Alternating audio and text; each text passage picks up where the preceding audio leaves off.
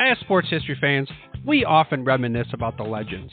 Willis Reed limping on to the NBA Finals court, Curt Schilling's bloody sock, Kerry Strug's courageous dismount, and so many more. These moments often define sports history. But what about the countless injuries that did not become legends, or careers that were derailed due to inadequate care? That's where this episode's sponsor comes in. Introducing to you, ILP Sports Consultants, your trusted sports injury partner, available 24/7. Brian Maelli at ILP Sports Consultants has over 20 years of experience in the orthopedic and sports medicine industry, and he has worked with athletes across the gamut, from youth to amateurs, professionals, in almost every sport played in the United States of America, accommodating athletes at every stage of their career. This adaptability ensures that ILP services are perfectly tailored to your skill level, no matter where you are in your athletic journey. With ILP, you are in control. Choose the steps that matter most to you. Diagnosis, treatment plan, recovery, or the whole journey. ILP services are tailored to your unique needs. Rushing for care is a common pitfall, leading to future problems. ILP Sports Consultants helps you make the right decisions, ensuring that you receive timely and safe care. And here's the bonus. Brian hosts the Injured List podcast, sharing insights and athlete stories you won't want to miss. Whether you're a concerned parent or grandparent, or an athlete yourself seeking guidance, ILP Sports Consultants is your beacon of hope in sports injury management. Visit ILPsports.com today. That's the letters ILPsports.com. ILP Sports Consultants, where your well-being is the priority and your recovery is the mission. Choose ILP Sports Consultants for a healthier sports journey, helping you get back in the game the smart way.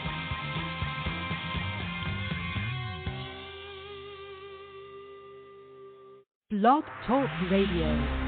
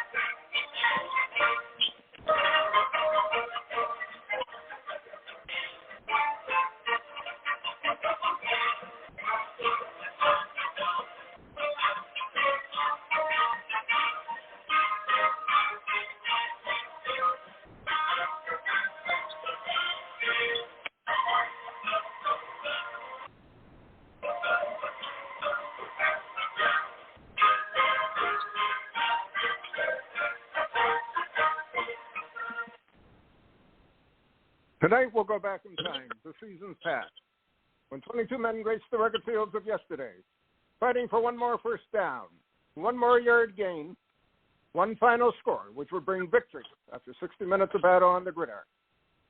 Tonight we'll explore the world of Gridiron Greats. Welcome to Gridiron Greats, football history and its memorabilia, on the Gridiron Greats Publishing Broadcasting Network, in conjunction with Swick Enterprises, and we're live. Southport, North Carolina home. Gridiron Greats Magazine. Bob Swick, publisher and editor of Gridiron Greats Magazine. And I'll be your host for the show. Gridiron Greats is the only publication in America. Focuses upon the history, memorabilia of the North American football game since its inception in 1869. We cover 150 plus years of football history and memorabilia. You'll find us on the web at GridironGreatsMagazine.com. It is at this time I'd like to introduce my co-host, the senior contributing writer to Gridiron Greats Magazine, a football memorabilia historian, specializing in pre-World War II items, in particular Red Grange, and also Seattle Seahawk items, in particular Steve Largent. He hails from Portland, Oregon, Mr. Joe Squires. Joe, welcome to the show this evening. Always good to be back. Always good. Best seat in the house, football with Captain. We are back with another show, and we're going to get right into our warm-up before our special guest comes on, and we're going to talk a little bit about the 1954 Bowman football card set of 120 cards. Joe, I'll hand off to you, and we'll take it from there. Yeah, the 1954 Bowman. Bob and I are working our way through the sets, having brief discussions before our guests come on. And as we've mentioned before, the 1954 Bowman is the redheaded stepchild of the Bowman, the Bowman Company. 48 Bowman, black and white, 50 Bowman, beautiful little squares, 51 Bowman, amazing great color, 52 Bowman, literally the most collected set in football. If you read that, that article I wrote for Gridiron about a year ago, the most popular sets, you'd know the 52 Bowman large is the most collected set. 53 Bowman is one of my favorites. I think just really good looking colors, really good action scenes. And then they took their foot off the gas a little bit to me. Maybe they saw the writing on the wall. Maybe they felt a lot of pressure from tops. But 54 and 55 just kind of became a little more blasé to me. I don't know. Maybe my expectations are really high because of, 51, 52, 53. But, yeah, 54 Bowman. Man, I mean, you can find a PSA card, a PSA 8 card of it for $50, but 128 cards in the set, one sheet, pretty basic, packed full of Hall of Famers. That's one thing it does have, but only one Hall of Fame rookie card, the card number 23, the George Blanda. That's his rookie card. I like 55 Bowman. There just weren't that many rookie cards. Maybe rookie cards have just in the last 15 years become popular. Before that, I mean, it was, people were aware of rookie cards, but I think they've become a lot more coveted lately, rookie cards. So I can remember trading away half of my 1984 top set to a guy for a 1976 O.J. Simpson record breaker card. It wasn't even his rookie card. So, wow. The Blanda, number 4. Ouch. Yeah, I remember I carried him in my lunch pail with a rubber band around him. But the 128 cards. Sorry. Go ahead. I got to say this. The 128 cards, this was my general comment on it. They did boost from 96 cards in the 53 set up to 128 cards. And again, they went back from the 52s, which I believe had 144 cards in them. So they cut way back in 53. 54, they came back a little. And I had a pretty rough time putting this set together way back when I did put it together, because there was just not a lot of them out there. I saw more 55 Bowmans out there, and as I said in previous shows, I saw more 51s and 52s. 54, for whatever reason, I had a rough time finding some of the cards on it, and re-looking at the set today, this afternoon before the show, I know my set is pretty much a strong VGEX, with the exception of about 6 cards that need really serious upgrading. But it's interesting, according to my notes, my toughest card that I had difficulty finding was card number 71 of Art DiCarlo of the Steelers, and that's one of the cards that needs upgrading. Yeah, I don't know why I had such a tough time, but I got a pretty beater of a card for card 71 there. But anyways, tough set, very difficult for me back then to put it together. Today, obviously, much easier. And to just make a quick comment, what you were saying about rookies, I think the big key is back then when I was putting this set together, and my Blanda is not that bad. It's probably BG condition. Putting that set together, people were more concerned putting the set together. They weren't concerned with a rookie or not rookie or putting their team set together. Whereas today the fixation is on a rookie card and get it in PSA 10 or whatever type of thing. So it's kind of interesting to see, the variance between those years going 40 years back plus. And actually I started the set probably in 1978, 79. And going back to the 80s, the glory years, tough to find. Really tough to find to piece it together. Yeah. Well, quick trivia for you. If 1954 is George Blanda's rookie card, what was the last card that you can get in a mainstream set of George Blanda? It's either 75 or 76. You are spot on. That's why you're the captain and I'm the co-host. 1976 Pops. I'm looking at it right now, and man, is he an old man. He looks like my dad, sitting on that bench. Moved on to become a kicker. But yeah, that's funny. You mentioned that card is your toughest one to get. I put this set together in PSA 8 10 years ago, and the toughest one was the John Latner card number 128. And as everyone knows, I'm an avid sheet collector. From Near Mint Mike's website, the John Latner, these were printed in numerical orders. The John Latner is the lower right card on the sheet. And always these cards, all the corner cards get beat up. So it went against, left side went against the rail, the right side, had the cutting edge. So it just got beat up. So would imagine the card 64. Oops. Yeah, it's interesting. I'm looking at my Latner card, and it's not bad. I got a couple of minor creases on it, but it's definitely slightly off center. It's definitely not a clean cut one way or the other.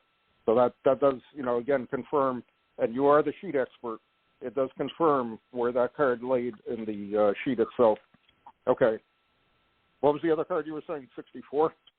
Oh, I was going to say 64 would be the...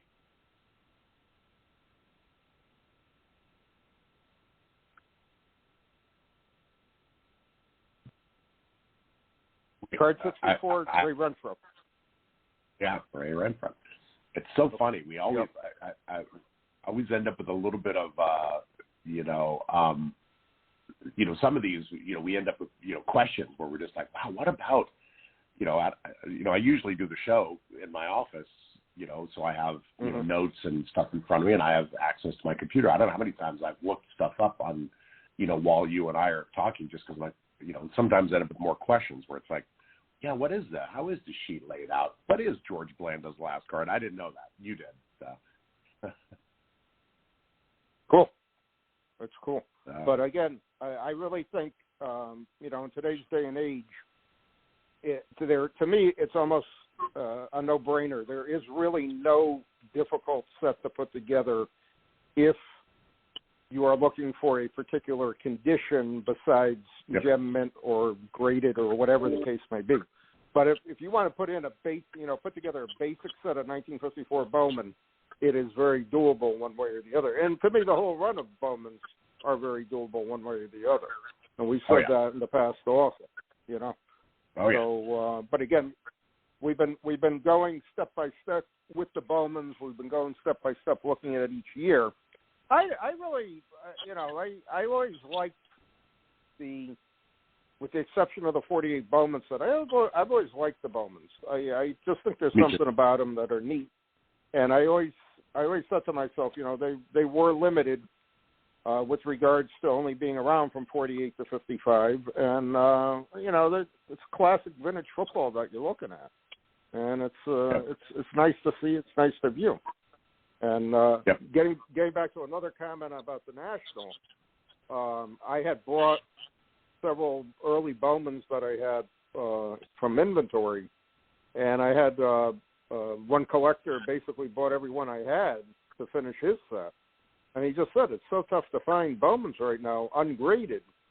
He seemed like a very basic collector. He was collecting VG-type cards and was more concerned putting the set together. So that's interesting to me. Eventually, the set collector will die, but at the same time, I really believe that it's really being overlooked to not collect the vintage set, or several vintage sets, or a run of Bowmans, let's say, in ungraded in an ungraded manner, and just enjoy them. Look at them and view them and enjoy the history of them at the same time. Yeah, it's something that it's like picking your favorite kid, where you're like, oh, I love the Bowmans. There's a couple I don't like, But then it's like, yeah, I really like you saying, I really like the Bowmans. I was like, yeah, so do I. And then I'm like, man, I really dig the 53 set, but the 50 set was my favorite to collect. I have all 4 uncut sheets of that. But then immediately my mind wandered. I'm like, but I like that 56 top set. 57 is one of my favorite sets. Man, that 58, you can't go wrong. Boy, don't even get me started on the Fleers. I love the 61 Fleer. And literally in that 3 seconds, I started running through them all. I made it all the way up to 1970 before I'm like, out of hell with it. I love football cards. You know. Yep. You know. I mean, I hear you. And again, you know, my era is 60, so I can look at, you know, every day without hesitation and never get bored looking at 60 to 69 top, 60 to 63 Fleer, and 64 to 67 Phillies.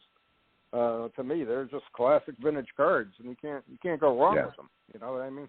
Yeah. So it's a nice collectible. And again, looking at these Bowmans this afternoon it's been a nice trip down memory lane for me.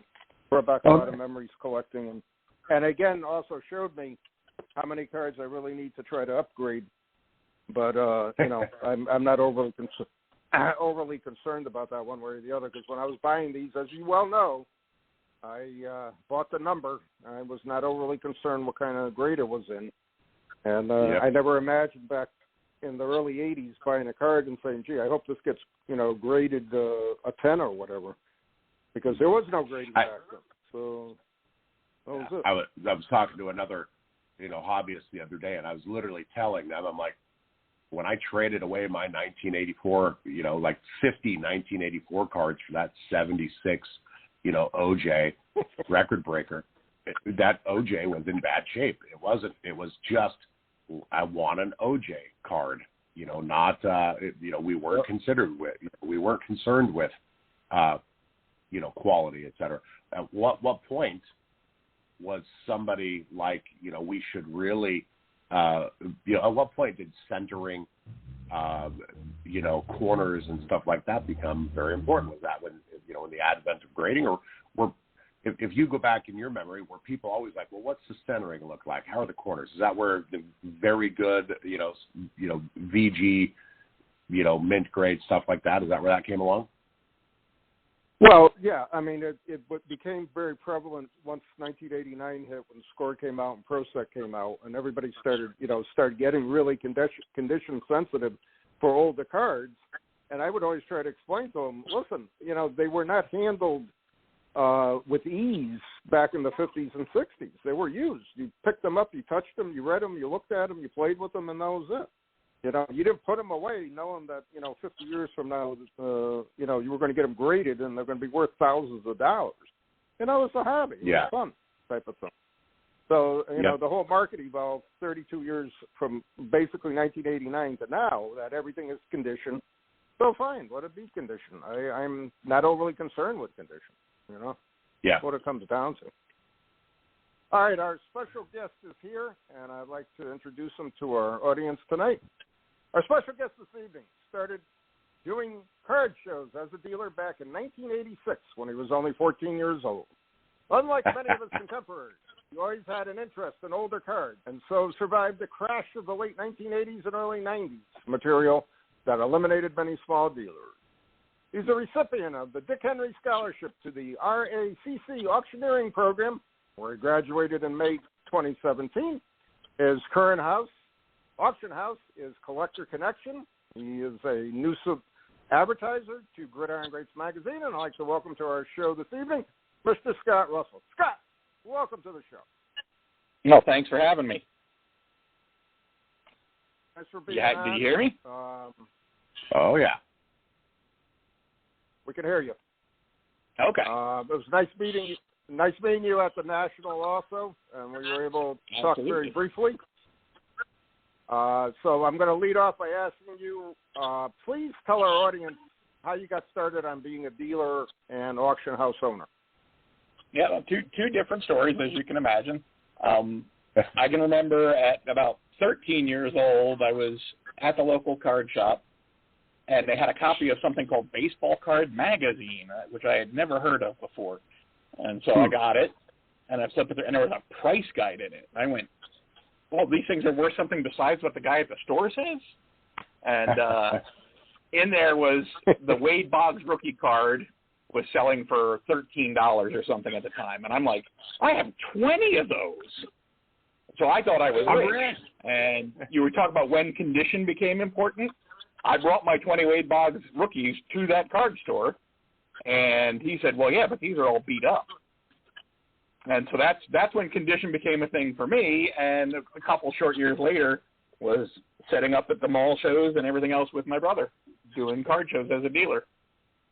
Interesting. And then how it became an auction was I was working, I'd say a regular job, but I actually worked in live theater, so that wasn't really all that regular. But I decided I wanted to work for myself, and I was going to go back to being a dealer full-time. I had a part-time eBay store like a lot of people do and whatnot. And the owner of a live auction that I attended mentioned that he was looking to retire and maybe sell the business. And in Pennsylvania, you have to be a licensed auctioneer. And I said, well, if you're willing to wait for me to go to school and get my license, I'll buy the business from you. And so kind of took a bit of a turn from my original plan, which was just to be a full-time dealer, and became an auctioneer instead. Huh. Wow. What? First of all, Scott, thanks for being on the show. This is Joe. Oh, thanks, Joe. What year was that you went to a dealer with your Wade Boggs and said, hey, would have been like 1985. It was about a year before we started actually dealing ourselves then. Okay. That's pretty funny because I have a very fond memory of buying a Beckett and then at one point literally laying in my stomach on my room with a piece of paper running through the cards going, oh, my gosh, that's worth this. That's worth that. Yeah, you were rich. Like, you thought that book was wrong. I never really went to a store and went, where's my $200? Here's my card. Where's my money? The book says so. That's awesome. I love it. Well, that's cool. I always love hearing how people started. So that auction house you bought or took over, what was the name of that? That was called Birmingham Auctioneers. That was the name of the owner, and it was live-only auctions in Hershey, Pennsylvania. Okay. And I continued to do live auctions for a while, but we also added online. We kept the two completely separate, but we did both styles. And then when the pandemic hit, it forced us completely online and also kind of drove home the point that as a business model, it's a much better business. Got it. Well, so I do miss actually getting up and bid calling, though. Yeah.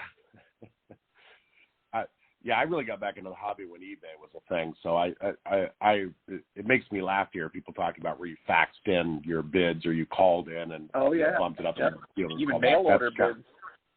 That's kind of cool. But hey, I wanted to personally thank you for helping me register for your auction. I'm pretty sure that was user error with my zip code bogging down. But thank you. You're not unique. Don't feel bad. Well, if you personally helping me register for the auction is any indication of the customer service that you give at Collectors Connection, I'm sure you'll be incredibly successful. Just thank you for personally registering me. Sure, and basically, if somebody has a problem, they wind up getting me on the phone. So, right on. That was just really cool. I really appreciated it because like I said, I'm pretty sure it was user error. But I went back and looked at the previous auction you had. It looked really good. You had some good stuff. You mentioned your future auction's not yet posted, but I'm asking this for our listeners, but most of them are going to be asked if there's any Steve Largent cards in there, and if you could talk about Largent cards in your next coming auction, and or any other football cards of note that would be coming up. Okay. Well, we actually had an auction start last night. That's in what we call live preview, which means we're still updating, adding images, tweaking descriptions, fixing typos, that kind of thing. We do that until Sunday, and then it runs for 2 weeks as a completed listing. But there is a live auction up right now, and there's a lot of it has pictures, but there's a lot to go yet. So for the football guys, we have a nice little run of Joe Montana rookies and everything from like 6 through 8. But then tons of raw cards. Actually, I'm looking at a raw lot right now. It's an 81 Kellen Winslow, 86 Steve Young, 86 Bruce Smith, and some guy named Largent from 77, it looks like. So that might be a rookie. Yes. This is one of our general post-war auctions, not a real football theme to it, so there's not a ton of football in this one. The big one coming up is our next auction, which has a heavy football theme and has some real interesting heavy-hitting type stuff. Right. Because, I mean, this is Gridiron Greats. I mean, the idea here is to give you the GG. Yeah, sorry, the other story was the Wade Boggs story. I could have changed it, I guess, but to protect the innocent. That's okay.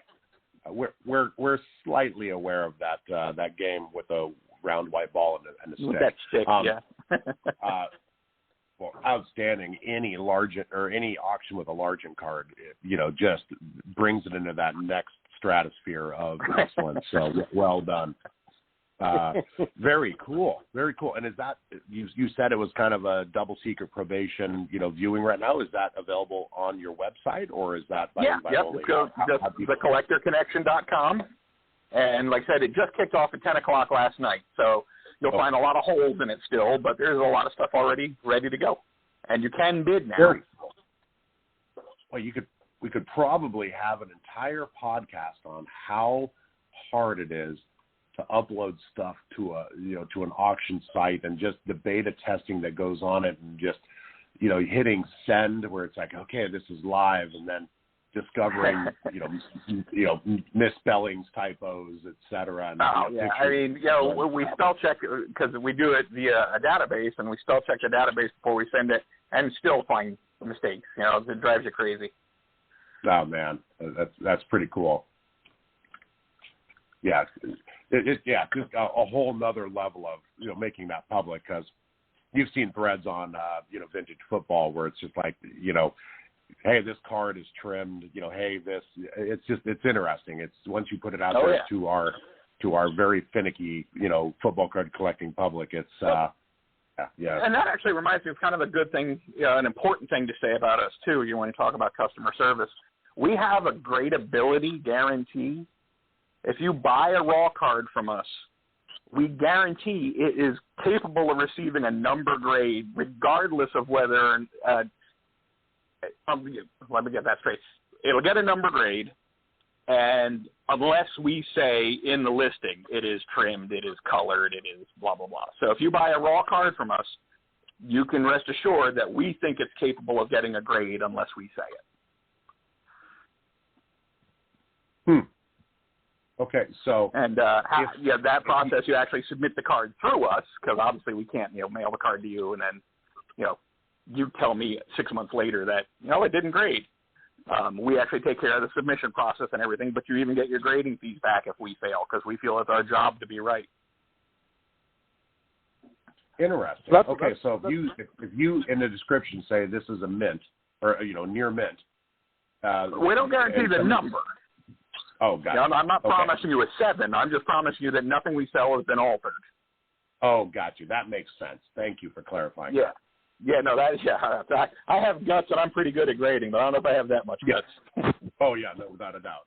And if it was true, then, you'd send it off. No, totally.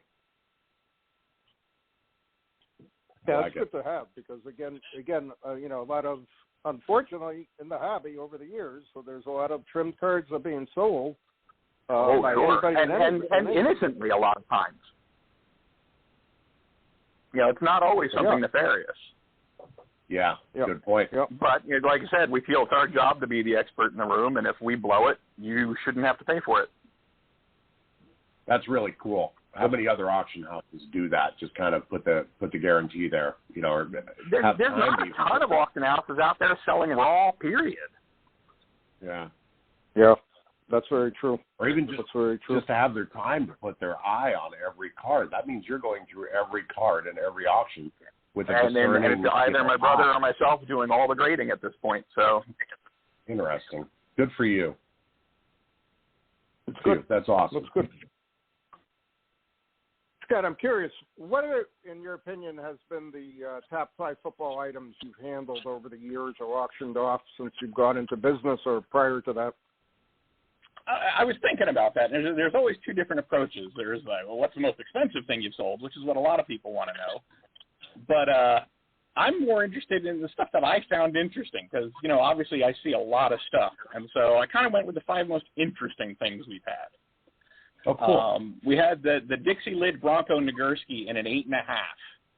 Oh, my God. And, Wow. it was not a cheap item, but it's not a bank breaker by any stretch of the imagination. But what blew my mind was it's probably the only Dixie Lid I've ever seen where the tab hadn't been folded. The little tab to lift it out of the ice cream cup didn't have that crease like they all have. And no ice cream staining on the back. I almost think that somebody found an unused lid somewhere because it was the cleanest thing I'd ever seen. Now we have a funny one for item number 2.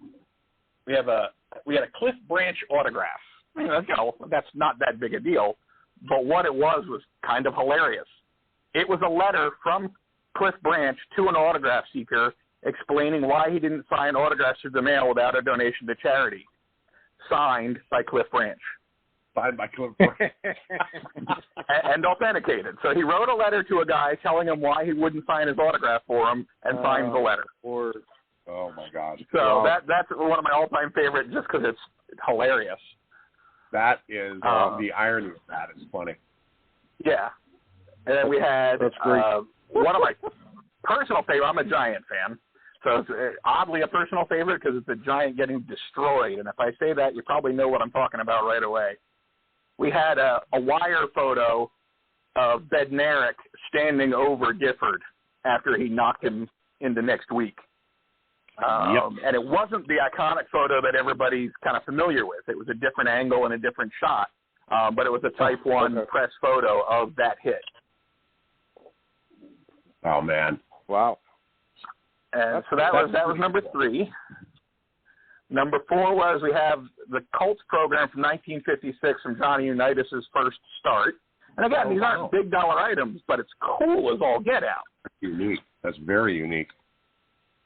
And then I couldn't resist, and I went for a big dollar item for number 5. We had the most stunning Walter Payton rookie I've ever seen. It graded a 9, and it's hard to grouse about a 9. But I had a lot of very knowledgeable people look at it and go, how on earth is that not a 10? But even as a 9, it did very well for us. That's really cool. How long ago was that, August, with the Walter? The Payton was, I want to say about a year and a half ago now. Oh, really cool. How long ago did you start Collectors Connection?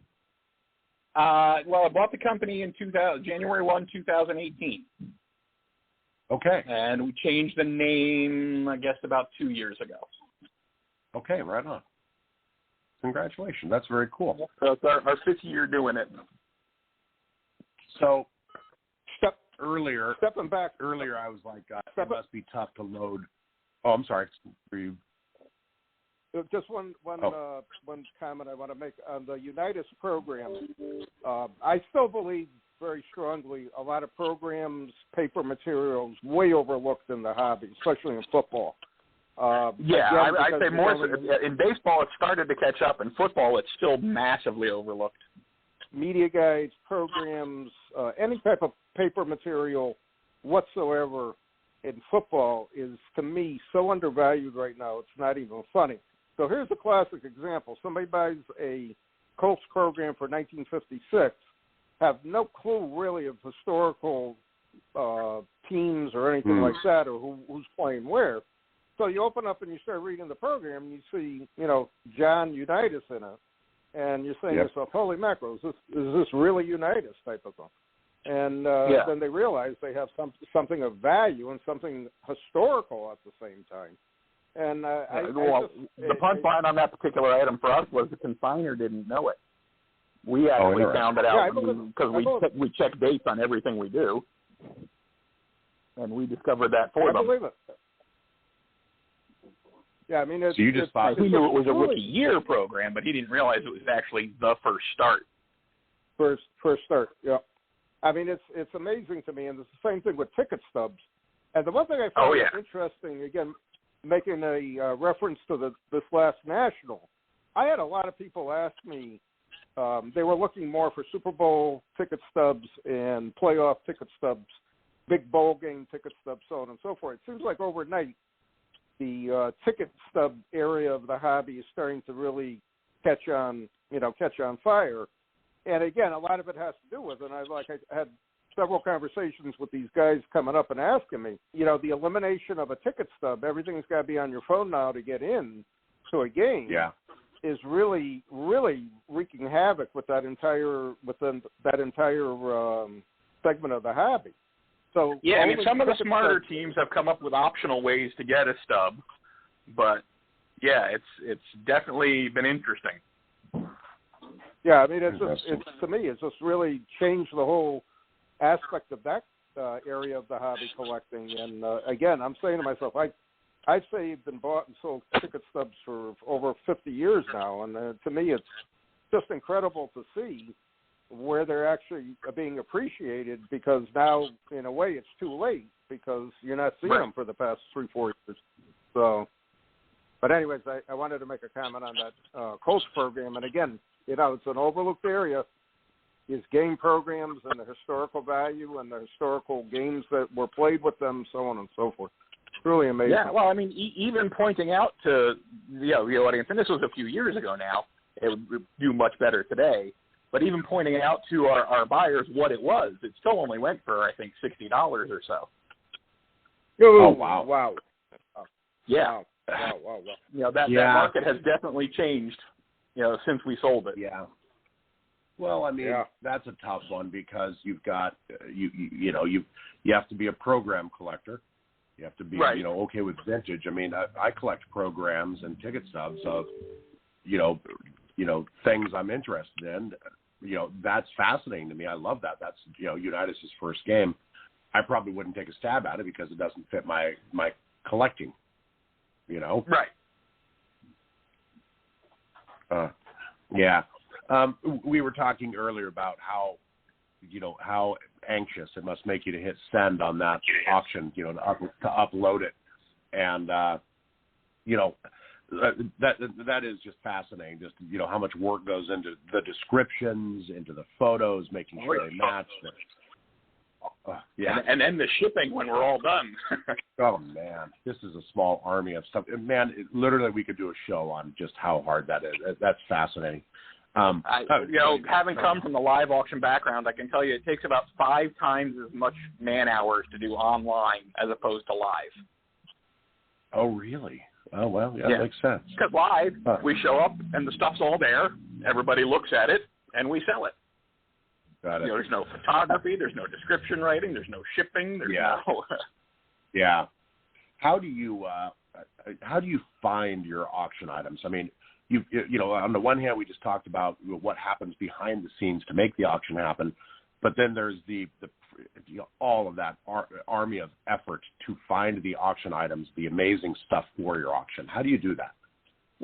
There's a couple of different ways. Obviously just advertising and being out there. I do the National in Chantilly and Philly, and then I do a non-sport show, and I also do a comic book show. So obviously, just being out and about, stuff comes in. We got some neat consignments at the National this year. Word of mouth from other consigners. Whenever I have a good experience with a consigner, I make sure that they know to tell their friends and all that good stuff.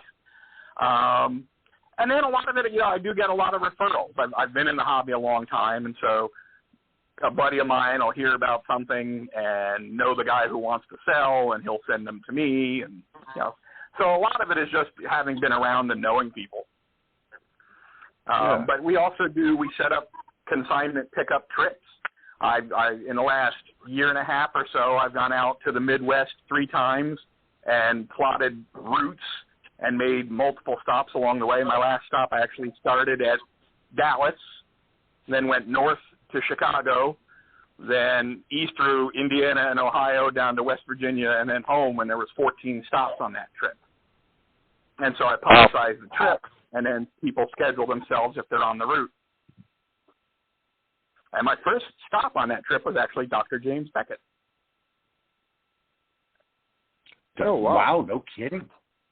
Yep, he actually consigned with us. It was very exciting. And we actually, I got a little bit of extra from him. I got the first issue of Beckett magazine signed by him while I was there. That's really cool. All right, what did he consign? I got it.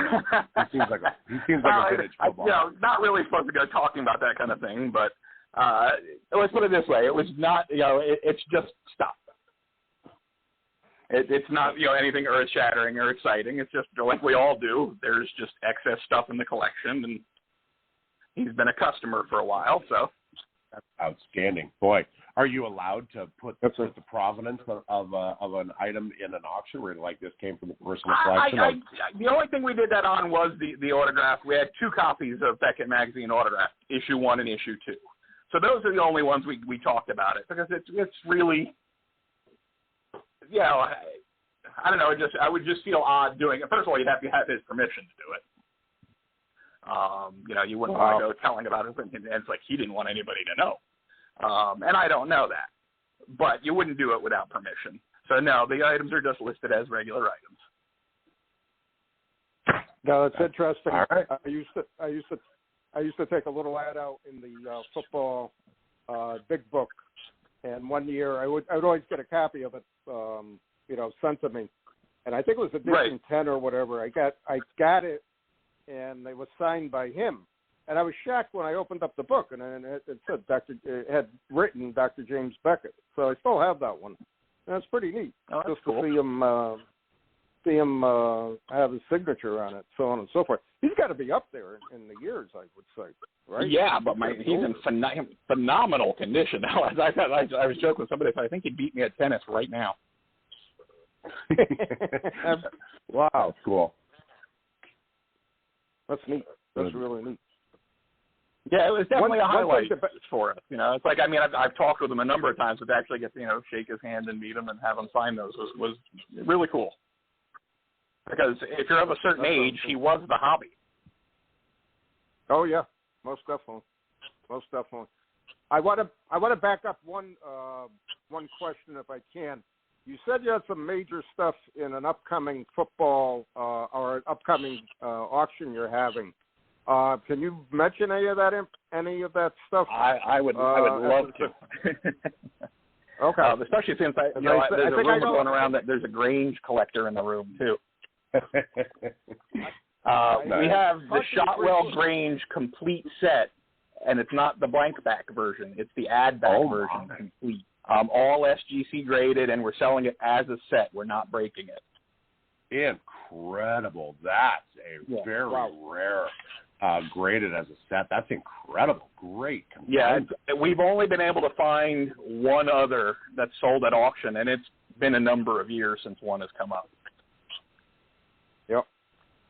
Then we also have a couple of 1912 Olympiska Spellen postcards with Jim Thorpe on them. So he's not in football because he's actually, at the Olympics, but it still definitely appeals to the football collectors. There's the famous one of him standing on the stairs in his uniform, but we also have the 1,500 meter from the pentathlon, and that one actually graded a 6.5, which is the highest graded ever on that postcard by either PSA or SGC by quite a bit. The next highest is a PSA 5, and ours is an SGC 6.5. Outstanding. Those are great. I love those postcards. And then the last of the real biggies is we have a 1907 Pop Warner cabinet photo. It was actually from the collection of a guy who assistant coached with him at the Carlisle Indian School for 1 year. That's how they know how to date it to 1907. And the guy was on his staff for one season. And it came from his estate originally. So there you go. Kind of neat to tie in with, the Thorpe connection and everything else. But, a 1907 football item isn't something you find all the time. Just incredible. That's great. And then, we have a nice run of sets. We have a 51 Bowman and some sport. We have all three of the big football sport kings. And there's a lot of great stuff. But those three are what I would consider special. Well, the Shotwell's beyond rare as far as I'm concerned, especially for an ad back. Yeah. And again, they are rare of rare. It's amazing that you got a complete set of them. So and it was a funny situation. It was a guy I actually helped. His family found them. There was a collector in the family who had passed, and they were going through stuff. And I kind of walked him. He wanted to get them graded. Normally, if people submit stuff to us raw that needs to be graded, we take care of it. But he wanted to do it, so I kind of walked him through the process. not realizing that he was actually looking to consign it. He just kind of called and was asking for help. And then when the time came, he's like, well, you helped me out, so there you are. Wow. Unbelievable. Yeah, we talked about that briefly at the National, and I was curious about it, and I was like, wow, that's like a once in a lifetime type of auction to come up to see it as a complete set. And I mean, really, the fronts of them are generally speaking super nice. So it presents well, even though obviously it's not a particularly high grade set. The backs are rough, which is pretty common with those. Who cares? Yeah, an SGC. Yeah, and like I said, the front, you're going to think you're looking at X cards looking at the fronts of most of them. Yes, without a doubt. It's usually the back. That's a great set. That's one of my favorite sets. It's congratulations. That and the 1912 postcards. Those are great consignments. Yeah. No, that was very exciting. And like I said, this Shotwell Grange set is, the phrase gets used a lot, but it really is new to the hobby. I mean, it was sitting in an attic 2 years ago. And that is in your upcoming auction. Those are all coming up. That's the one that starts on September 14th. I got registered just in time, didn't I? When's that open up? It's for viewing right now, I think you said. No, this is a different auction. We have one auction before that one. So the one that's running right now is not the one that's in. Oh, gotcha. Okay. Then it's our next auction after this one that starts on September 14th. Okay, great. Wow. Is that your pattern? Do you do one a month, or how do you? It's not exactly one a month, but it works out to there are 12 a year. There's usually 10 days between them, and they usually run 18 days. There's a couple of exceptions, but it does ultimately work out to 12 a year. Okay. Okay, very cool. And we got one more question for you, Scott. Sure. Do you have any advice for beginning collectors? Yeah, I was thinking about that because actually I just posted to our website today. Hype doesn't hold value. And I think that's the best advice I can give a collector. Don't go for what some influencer says is hot. Don't do something because you think everybody else is doing it. Do something because you love it. The money will follow. If if the money is important to you, collect something good that you want to keep for a while. The money will follow. Don't chase trends. Don't believe YouTube. Find something that resonates with you. If it resonates with you, it will resonate with somebody else. Well, I still maintain I should have bought plastic stocks about 10 years ago or 15 years ago. Because I would be sitting pretty right now. Because at the National, I was just shocked. I mean, I was in total shock seeing teenage kids with these little briefcases that have all their graded cards in it, and they would initially. There must have been about 50 kids that came the first 3 days. Are you buying anything? Are you buying anything? And Josh had to, look at the stuff, and it was pleasant. It wasn't like some dealers. No, I'm not buying anything. Blah blah blah. But right. I'm just saying, I just can't believe how that really warped into that over the past 4 years or so. It's just crazy seeing them. Yeah. And the guys with the overstuffed backpacks trying to walk around with their cases at the same time, pulling out everything and trying to sell it one way or the other. It was tiring to watch after a while. And again, as I said to a lot of people, I never saw so many $100 bills in my life in a concentrated area by young people. It was just really mind-boggling to me. Really mind-boggling. But the big question is, where are they in 5 years? Exactly. I basically. What do you mean? Will they stay in the hobby, Scott? Is that what you mean? Will they stay in the hobby? Will the stuff that they made all the money on stay worth all the money? Kind of back to the whole "don't chase the hype" thing. Ultimately, I always joke. It's like the the Florida real estate bust a few years back, where everybody was buying condos and flipping it to the next person who was flipping it to the next person who was flipping it to the next person. But ultimately, somebody has to want to live there. Yeah. And right, if it gets beyond the price of the person who needs to live there, then it has to correct. And that's how I feel about a lot of the hype cards right now. Is they're just being flipped among people who are making money. There's got to be a guy at the end of the line who wants to own the card. Yeah. Right. And that's what I wonder about with the hot and the trendy. Yeah, it's not what I worry about when it comes to 51 Bowman. Somebody once told me that over half of all bidding in auctions is for other dealers who are buying kind of low-hanging fruit, to put in their auction or to flip or something like that. Is that true in most auctions? And is that true? I don't know what percentage it is, but I know I view my dealer customers as the safety net. They keep stuff from going too low. Because if it goes too low, they're going to jump on it because they think they can turn around and make a profit on it. I always joke, I love my dealers. I just hope I don't ever sell to them. Because I want the collectors winning because they're, I want to sell to the guy the dealer thinks he can sell it to. So, but like I said, they are a great safety net. I have a lot of well-known dealers who buy from us, and they absolutely help the bottom line. So. That's cool. That's and I love that. That's a great way to put it. I love my dealer, customers. I just hope I never sell them. That's a great way to put it. That's funny. So good. Yeah, very good. It's interesting. Very interesting. Scott, do you have any other any closing thoughts or any other comments or any other? No, just I guess a little plug. If you do have something you want to consign or you want to talk to us about your items, if you just need help figuring out what to do with them, it doesn't have to necessarily be for consignment. Just go to thecollectorconnection.com or give us a call, 717-327-8915, and 9 times out of 10, I'm the guy who's picking up. Great.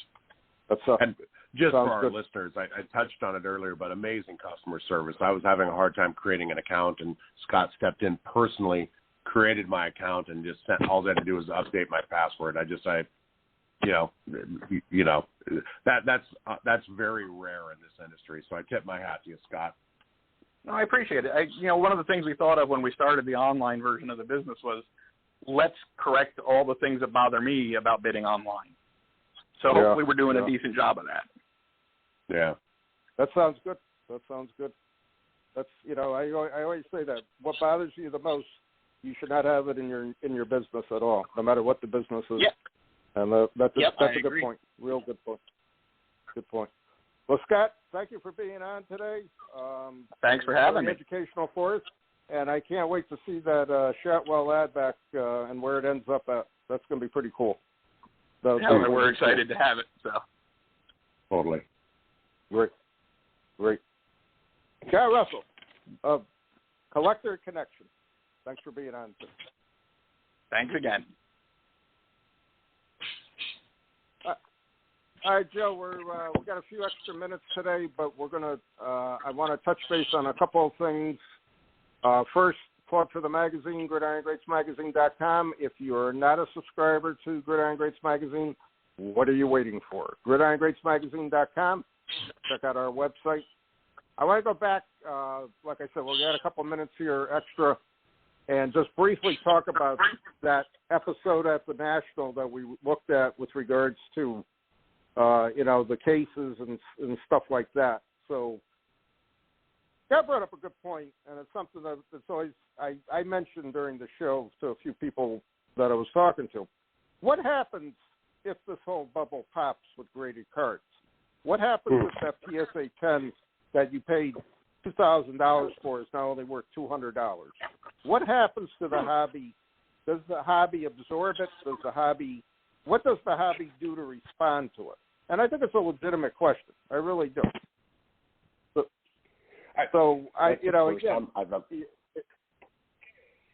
You got all the hype in the world there with these influencers and the YouTubers and everything else, and it just just got tiring after a while, listening and hearing it type of thing. Yeah. But the real question is, what happens when that card is worth 10% of what you paid for? Your thoughts on that? It's the ultimate hot potato. I mean, in all honesty, I heard you talking about it, and I just heard Scott talking about it. It seems like it's a game of hot potato. Who's going to get left with it? I mean, everything in my collection is stuff I love. Regardless of the value of it. I mean, I want to collect stuff that doesn't lose value. I mean, sentimentality only gets you so far, but hearing kids, hearing your stories about kids walking into the National with briefcases practically, walking up and, I want 10,000 cash for this. And if you said no, then moving on to the next table, AKA, sucker wannabe. It's weird. I hope our hobby isn't becoming that. I don't know, but like I said, it seems like a game of hot potato. Who's going to get stuck with this? And Scott brought up a point I've never heard before. This is only good as long as at the end there's someone who wants the card who's willing to pay what the dealer is going to buy for it is. And I go back to something a longtime collector used to tell me way back when in the 80s, and he said, you only need one person to buy what you're selling. You don't need to worry about having 10, 15, 20 people buy it. You just need that one person who wants the item and let him buy it, and that's it. And that made a lot of sense to me back then, and it makes a lot of sense to me now. But if there's, let's say, 100,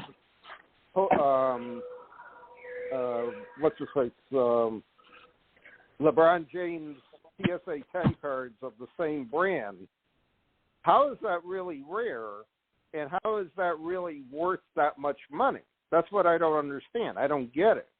Because he's hot, because he, so on and so forth. So I have to pay $2,000 for that card.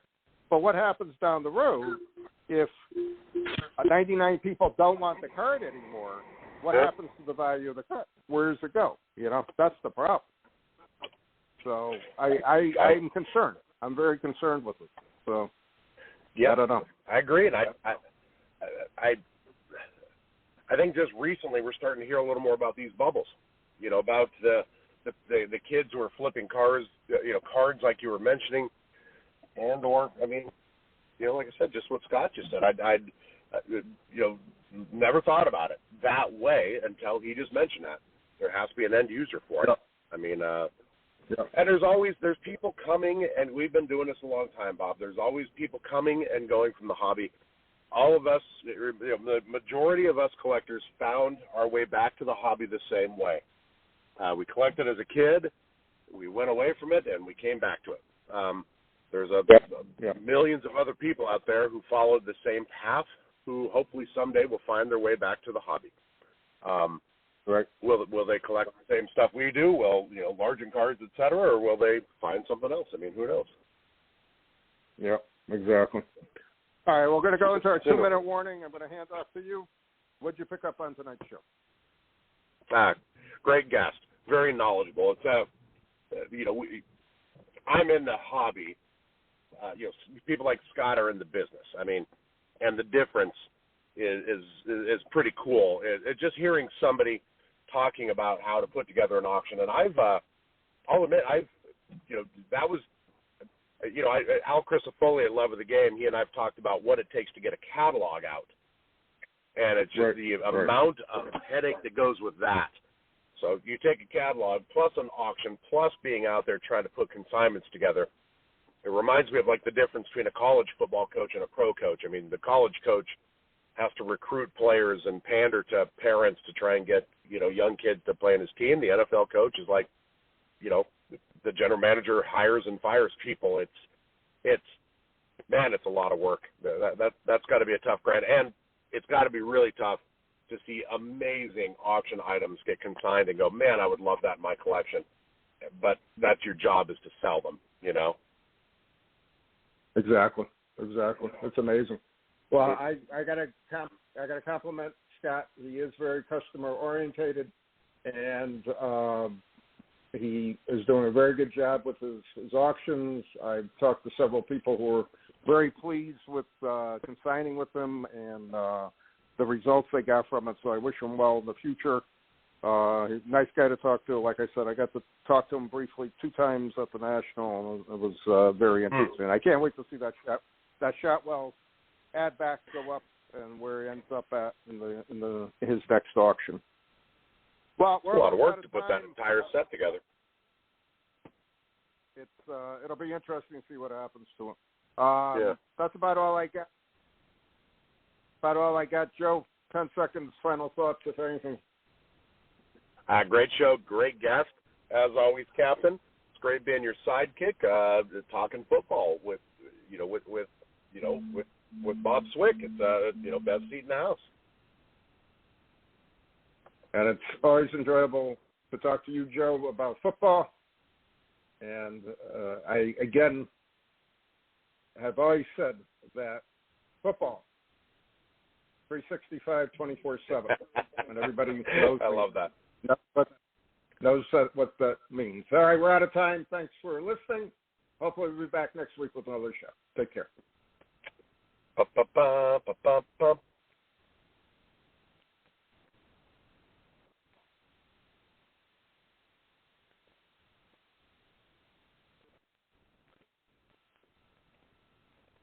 Hey there, sports history fan. This is Arnie Chapman, a.k.a. the Football History Dude, and I wanted to thank you for stopping by to listen to another episode here on the Sports History Network. Our podcasters are passionate about uncovering and sharing sports stories from yesteryear. And if you didn't know it already, we have over 30 shows across the network covering all sorts of sports history topics. In fact, here's a glimpse into one of our awesome podcasts here on the network. Each week, the official Football Learning Academy podcast will take you deep into the history of pro football through interviews with players, coaches, or administrators in the NFL, as well as interviews with Pro Football Hall of Fame selectors, authors, and historians. You'll learn how the game evolved and important moments that shaped the sport into what it is today. And don't miss the Pro Football History Nugget of the Week. Listen to the official Football Learning Academy podcast on the Sports History Network. How about that? I bet you're super hyped to go listen to that new podcast, right? Well, to learn about this show and all the other podcasts on the network, head over to sportshistorynetwork.com/podcast. Again, that's sportshistorynetwork.com/podcast. Head over there today to find your next favorite sports history podcast.